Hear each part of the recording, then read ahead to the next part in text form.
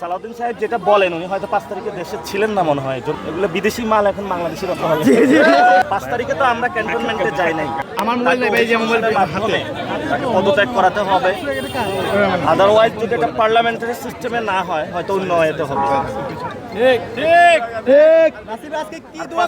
বলা হয়ে থাকে কেন হলো চুপ্পুর কাছে 5 তারিখের পরে শপথ নেওয়া হয়েছে।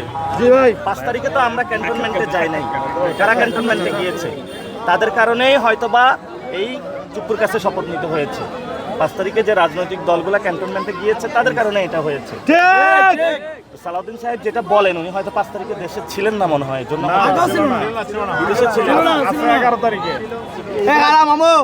ভাইয়ের সাথে আছি। আপনি কি বাংলাদেশে ছিলেন 5 তারিখে? রাজনৈতিক দলগুলো যে গিয়েছিল দেখছেন না? জি, এগুলো বিদেশি মাল এখন বাংলাদেশি রপ্তানি হবে।